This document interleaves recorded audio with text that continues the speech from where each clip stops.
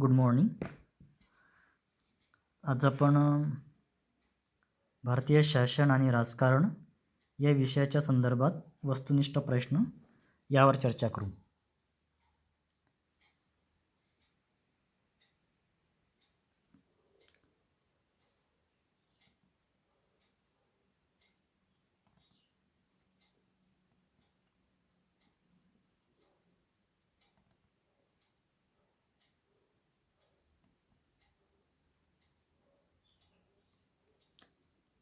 पहिला प्रश्न आहे, भारतीय संविधानात भारताचे वर्णन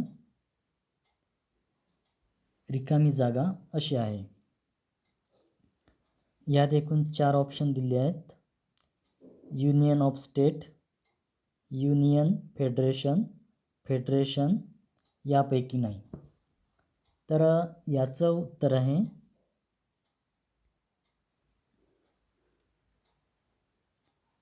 युनियन ऑफ स्टेट अ.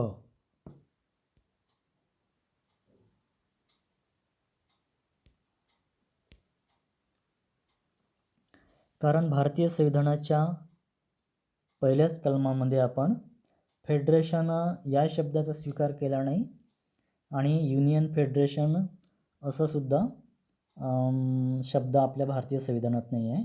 तर आपल्या भारतीय संविधानाचं वर्णनच युनियन ऑफ स्टेट म्हणजे राज्याचा संघ अशा प्रकारचं वर्णन केलेलं आहे. तर याचं उत्तर आहे ए. नंतरचा प्रश्न आहे, दक्षिण आफ्रिका या देशाचे वर्णन केले आहे. तर या प्रश्नाचं उत्तर आहे युनियन. कारण आपण आपल्या भारतामध्ये युनियन हा जो शब्द घेतला आहे, हा शब्द आपण दक्षिण आफ्रिकेच्या संविधानावरूनच घेतला आहे. कारण दक्षिण आफ्रिकेच्या संविधानाचं वर्णन युनियन ऑफ स्टेट असंच केलं आहे. परंतु अमेरिका आणि स्वित्झर्लंड या दोन्ही देशाच्या संविधानामध्ये फेडरेशन असा शब्द आलेला आहे. तर या प्रश्नाचं उत्तर आहे युनियन. नंतरचा प्रश्न आहे, भारतीय संविधानात रिकामी जागा स्वरूपाचे वैशिष्ट्य दिसून येतात. तर याचं उत्तर आहे फेडरेशन.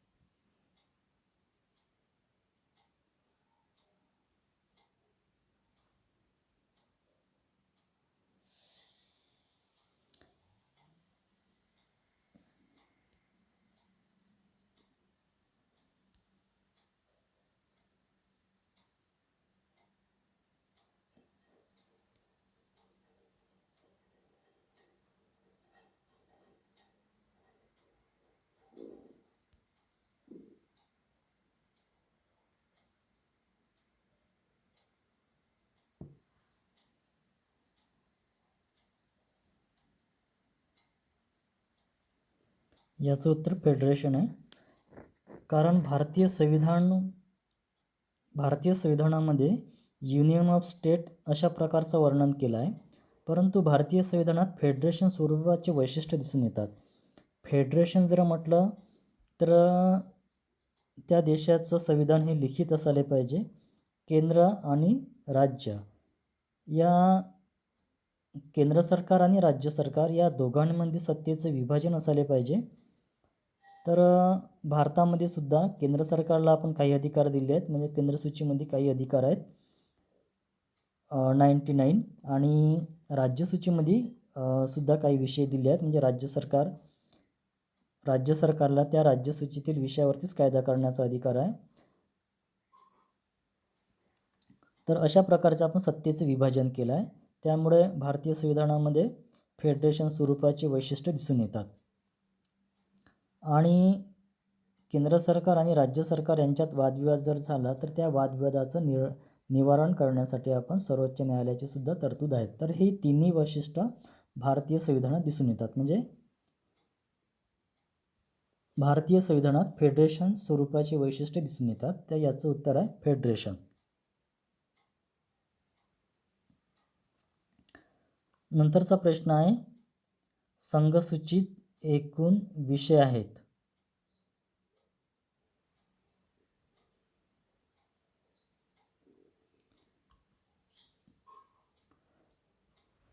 आता भारतीय संविधानात एकूण आधी 97 होत्या, नंतर संघसूचीतील विषयाची संख्या वाढली, 99 झाली आणि वर्तमान म्हणजे सध्या संघसूचीत एकूण 100 विषय आहेत. पूर्वी 97 होते.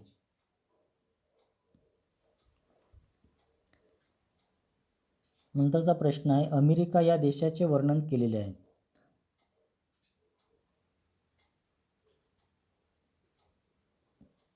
नंतरचा प्रश्न आहे, राज्यसूचीत सध्या एकूण किती विषय आहेत? तर राज्यसूचीत सध्या एकूण विषय आहेत 61, कारण पूर्वी 66 होते, त्यातील 5 विषय काढले आणि ते समोरची सूचीमध्ये टाकण्यात आले आहेत. तर सध्या राज्यसूचीत एकूण 61 विषय दिलेले आहेत. नंतरचा प्रश्न आहे, अमेरिका या देशाचे वर्णन केले आहे. तर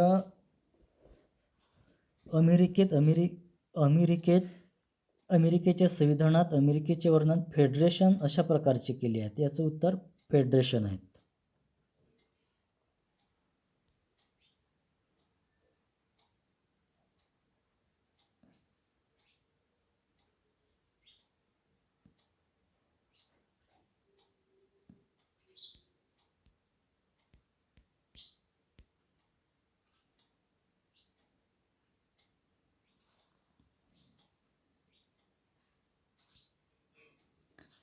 नंतरचा प्रश्न आहे, भारतीय राज्यघटनेतील सामायिक सूची कोणत्या देशाच्या संविधानातून निर्माण करण्यात आली आहे? कारण भारतीय संविधानात 3 प्रकारच्या सूच्या दिल्या आहेत, एक केंद्रसूची, राज्यसूची आणि एक समवर्ती सूची. तर यामध्ये आपण जे समवर्ती सूची आहेत, या समवर्ती सूचीमध्ये केंद्र सरकार आणि राज्य सरकार दोघांनाही कायदा करण्याचा अधिकार आहे. तर ही तरतूद जी घेतली आहे, ही तरतूद आपण ऑस्ट्रेलियाच्या संविधानावरून घेण्यात आलेली आहे. नंतरचा प्रश्न आहे, रिकामी जागा यांनी भारतीय संघराज्य हे संघराज्यात्मक पद्धतीचे आहे असे म्हटले आहे. तर मिल हा विचारांत तर नाहीच आहे, वरील सर्वात हा ऑप्शन नाहीच आहे, यातील दोन्हीच आहे, एक केसी व्हियर आणि मायकेल स्टुअर्ट. यापैकी केसी व्हियर हे आन्सर आहे. केसी व्हियर यांनी भारतीय संघराज्य हे अर्धसंघात्मक पद्धतीचे आहे असे म्हटले आहे. नंतरचा प्रश्न आहे, यांनी भारत हे एकात्म आणि संघराज्यात्मक पद्धतीचे मिश्रण आहे असे म्हटले आहे. तर याचं उत्तर आहे मायकेल स्टुअर्ट.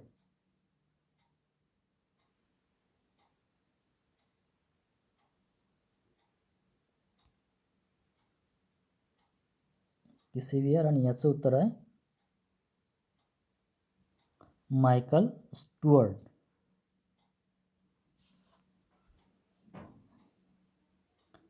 नंतरचा प्रश्न आहे, संयुक्त लोकसेवा आयोगाच्या नेमणुकीबाबत तरतूद करू शकतो? याचं उत्तर आहे भारताची संसद.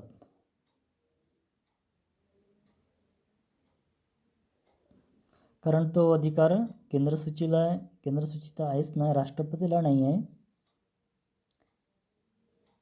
केंद्रीय लोकसेवा आयोग हे फक्त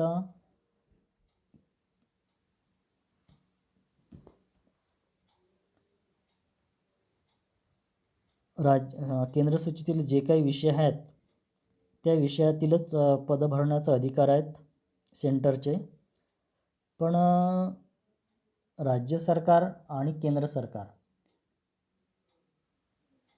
यांच्या संयुक्त जर काही नोकरवर्ग निर्माण करायचा असेल, सनदी नोकरवर्ग निर्माण करायचा असेल,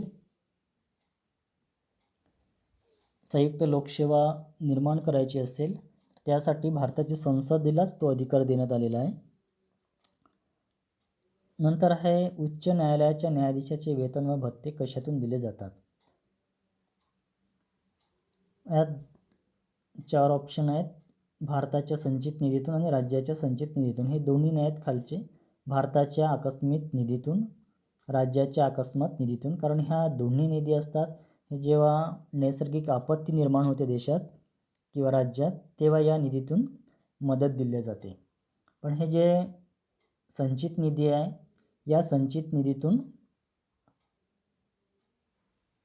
हे वेतन दिलं जाते. तर आता उच्च न्यायालय जरी प्रत्येक राज्यामध्ये असलं तरी त्या उच्च न्यायालयावर नियंत्रण राज्य सरकारचं नसते. तर आपल्याकडे आपण एकेरी न्यायव्यवस्थेचा स्वीकार केलेला आहे. म्हणजे सर्वोच्च स्थानी सुप्रीम कोर्ट असते, त्याच्याखाली उच्च न्यायालय असते. आणि एकेरी न्यायव्यवस्थेचा स्वीकार केल्यामुळे या सर्वोच्च न्यायालय असो, उच्च न्यायालय असो, यांच्या वेतन आणि भत्ते ह्या भारताच्या संचित निधीतून दिले जाते. याचं उत्तर आहे ओ. नंतरचा प्रश्न आहे, महाराष्ट्रात लोकायुक्त ही संस्थेची स्थापना रिकामी जागा झाली. तर भारतात लोकायुक्ताची स्थापना 1971 मध्ये झाली.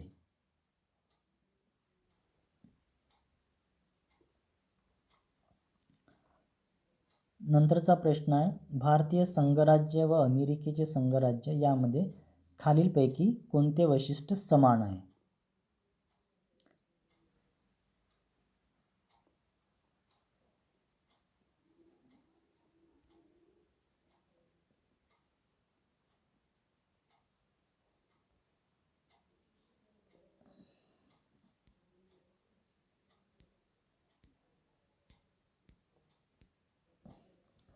यामध्ये एकूण 4 ऑप्शन आहेत. राज्यघटनांमध्ये 3 सूची, दुहेरी नागरिकत्व, एकेरी नागरिकत्व. आणि चौथा ऑप्शन आहे, राज्यघटनेचा अर्थ लावण्यासाठी संघराज्य, सर्वोच्च न्यायव्यवस्था. तर यामध्ये पहिला पण ऑप्शन नाही, राज्यघटनामध्ये 3 सूची. कारण भारतामध्ये जशा 3 सूच्या दिलेल्या आहेत, केंद्र सूची, राज्य सूची आणि समर्थ सूची, अशा प्रकारच्या 3 सूच्या अमेरिकेच्या संविधानामध्ये देण्यात आलेल्या नाही आहेत. त्याच पद्धतीने ज्याप्रमाणे अमेरिकेत दुहेरी नागरिकत्व आणि एकेरी नागरिकत्वाची तरतूद केलेली आहे, तशा प्रकारची तरतूद भारतीय संविधानात केलेली नाही आहे. तिसरा ऑप्शन आहे, चौथा ऑप्शन आहे, राज्यघटनेचा अर्थ लावण्यासाठी संघराज्य, सर्वोच्च न्यायव्यवस्था. तर याचा ऑप्शन आहे ड. कारण राज्यघटनेचा अर्थ लावण्याचा सर्वस्वी अधिकार अमेरिकेमध्ये अमेरिकेच्या सर्वोच्च न्यायालयाला देण्यात आलेला आहे आणि भारतात सुद्धा भारताच्या सर्वोच्च न्यायालयाला देण्यात आलेला आहे. नंतरचा प्रश्न आहे, हा भारतीय घटनेच्या समवर्ती सूचित आहे. तर याचा ऑप्शन आहे लोकसंख्या नियंत्रण व कुटुंब नियोजन. हा जो विषय आहे, हा विषय भारतीय संविधानाच्या समवर्ती सूचीमध्ये देण्यात आलेला आहे. नंतरचा प्रश्न आहे, खालीलपैकी कोणताही विषय न्यायालयीन कक्षेत येत नाही. न्यायालयीन कक्षेत येतो. तर यातील राज्यातील आपसातील विवाद हा विषयसुद्धा न्यायालयीन कक्षेत येत नाहीत. केंद्र व राज्यातील संबंध हा विषय न्यायालयीन कक्षेत येत नाही. आणि पाणी विवाद, म्हणजे याच्यातले जे हे विषय आहेत, याचं निवारण करण्यासाठी एक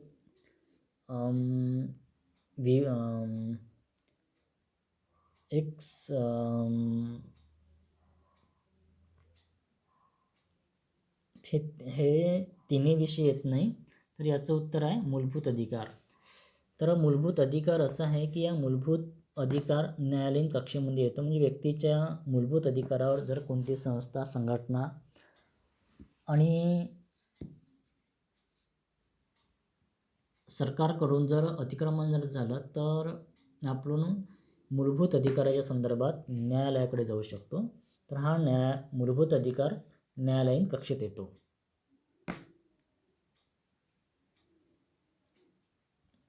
आणि बाकी जे विषय आहेत, ह्या बाकी विषयाचा निवारा आपण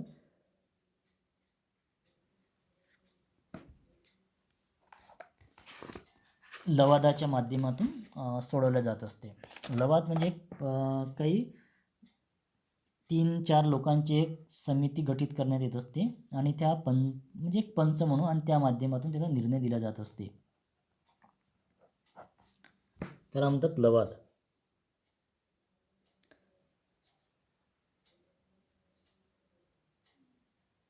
याचं उत्तर ब आहे. नंतरचा प्रश्न आहे, लोक आयुक्त ही संस्था सर्वप्रथम राज्यात स्थापन झाली. तर लोक आयुक्त ही संस्था सर्वात प्रथम महाराष्ट्र या राज्यात स्थापन झाली.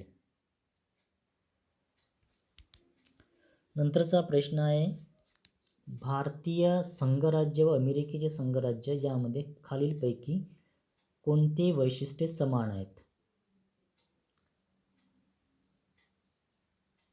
हां, तर याचं उत्तर ड आहे. आपण या प्रश्नाचं विश्लेषण आधी केलंच आहे. तर याचं उत्तर, राज्यघटनेचा अर्थ लावण्यासाठी संघराज्य सर्वोच्च न्याय संघराज्यीय सर्वोच्च न्याय व्यवस्था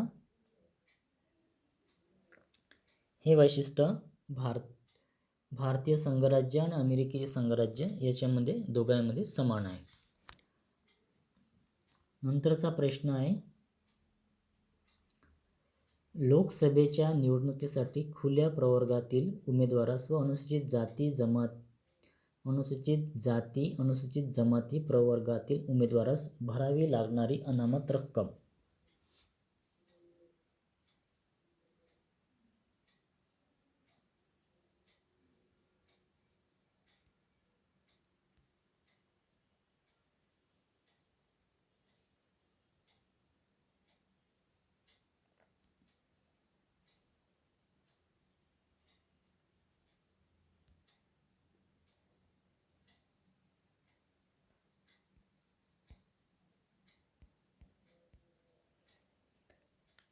तर याचं उत्तर आहे क.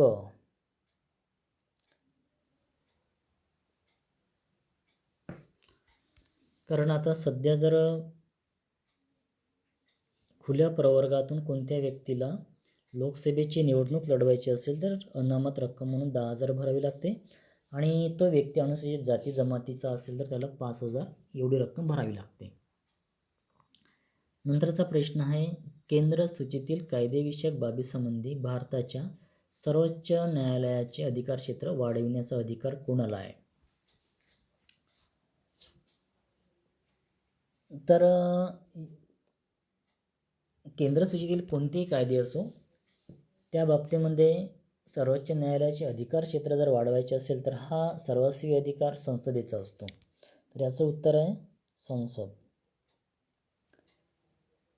नंतरचा प्रश्न आहे, अंदमान व निकोबार बेट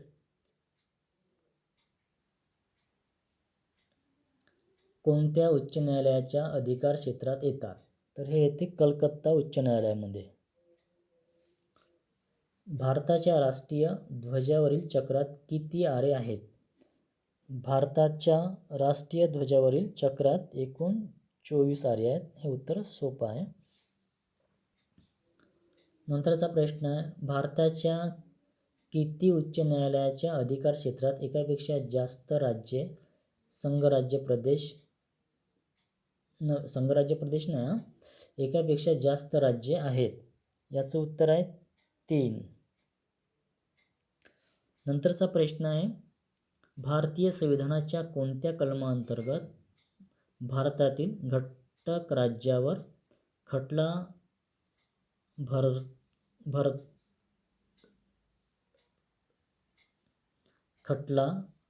भरला जाऊ शकतो असा प्रकारचा प्रश्न पाहिजे होता. तर याचं उत्तर आहे कलम 300. कलम 300च्या अंतर्गत घटक राज्यावर आपण खटला भरता येते.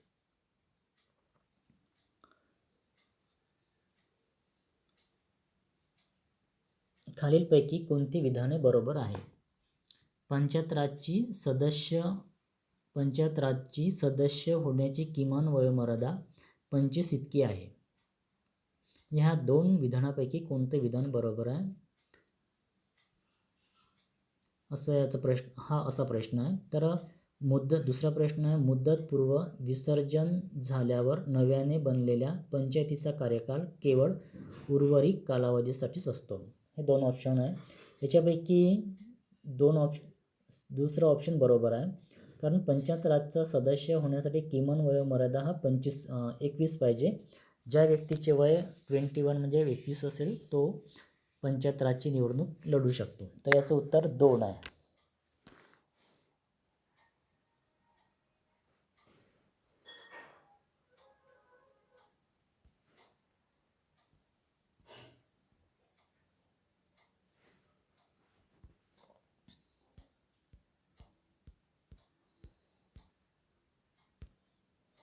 याचं उत्तर 2 आहे. नंतर भारतीय संघराज्य व अमेरिकेचे संघराज्य यामध्ये खालीलपैकी कोणते वैशिष्ट्य समान आहेत? हा डबल प्रश्न झाला आहे. राज्यघटनेचा अर्थ लावण्यासाठी संघराज्य सर्वोच्च न्यायव्यवस्था. नंतरचा प्रश्न आहे, पूर्वी राज्याचे मुख्यमंत्री नसताना नंतर देशाचे प्रधानमंत्री बनले. तर याचं उत्तर आहे